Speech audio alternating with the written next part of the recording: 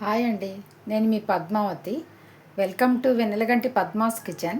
ఈరోజు నేను చెప్పబోయే వీడియో ఏంటంటే సన్నకారపూస అండి. ఇది కనుక చేసుకొని తింటే చాలా బాగుంటుంది. ఇలా అంటే కనుక ఇట్లా చక్కగా విరుగుతుంది, బాగుంటుంది కూడా. సన్నకారపూస దీన్ని సేవ్ అని కూడా అంటారు. ఇది పిల్లలు పెద్దలు అందరూ ఇష్టంగా తినే స్నాక్ ఐటమ్ అండి. ఇది మధ్యాహ్నం పూట సాయంత్రాలు ఎప్పుడైనా పిల్లలు తినాలనుకున్నప్పుడు చేసి పెడితే వాళ్ళు ఇష్టంగా తింటారు. మరి ఇంకెందుకు ఆలస్యం, ఆ ప్రాసెస్లోకి వెళ్దామా? సన్నకార పుసుకి చేయడానికి కావాల్సినది ఒక గ్లాసు శనగపిండిని తీసుకున్నాను.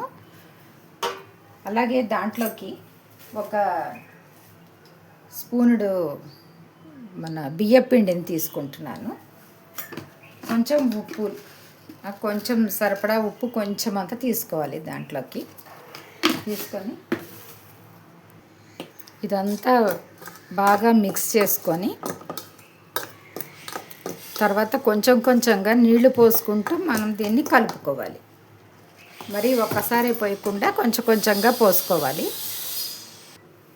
ఇలా కొంచెం పలచగానే ఉండాలండి, ఎందుకంటే అది సన్న బెజ్జాలు కదా, దానివల్ల దాంట్లోంచి దిగాలి కాబట్టి కొంచెం పలచగానే ఉండాలి. ఇప్పుడు స్టవ్ వెలిగించి బాండీ పెట్టుకొని డీప్ ఫ్రైకి సరిపడా ఆయిల్ని వేసుకోవాలి.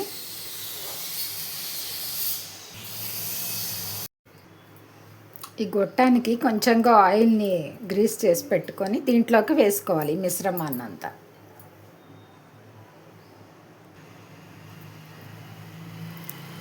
అంతా ఈ గొట్టంలోకి నింపి పెట్టుకోవాలండి. ఇప్పుడు దీంట్లోకి ఇలా ఒత్తుకోవాలి. హై ఫ్లేమ్లోనే ఉండాలండి. ఈ విధంగా ఒత్తి పెట్టుకోవాలి. మరి సిమ్లో ఉంటే కనుక అంత బాగా వేగవు, కానీ కొంచెం హై ఫ్లేమ్లోనే పెట్టుకోవాలి. ఇట్లా వేగిన తర్వాత ఇలా టర్న్ చేసుకోవడమేనండి. అంతేనండి, ఇది వేగిపోయింది. కొంచెం దాంట్లోంచి నొరగంతా పోతే ఇది వేగినట్టే. ఇది ఒక 2-3 మినిట్స్ కంటే అవసరం లేదండి, ఎందుకంటే ఇది తొందరగా వేగిపోతుంది. ఇలా తీసి పెట్టుకోవడమే.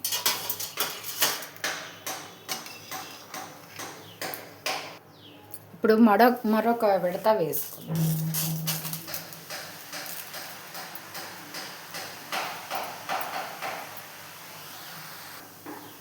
ఇది కూడా వేగింది, దీన్ని కూడా టర్న్ చేసుకోవాలి.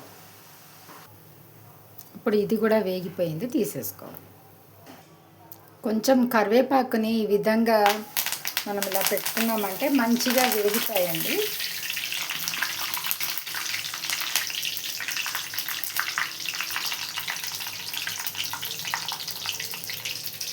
మంచి క్రిస్పీగా వేగుతాయి. ఇది ఆ సేవ్ మీద వేసుకోవడమే.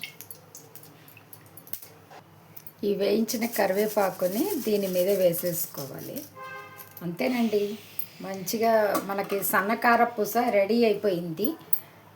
దీన్ని సేవ్ అని కూడా అంటారు. ఇది మీకు కనుక నచ్చితే లైక్ చేయండి, షేర్ చేయండి. మరిన్ని వీడియోస్ కోసం మా ఛానల్ని సబ్స్క్రైబ్ చేసుకోండి. Thank you for watching.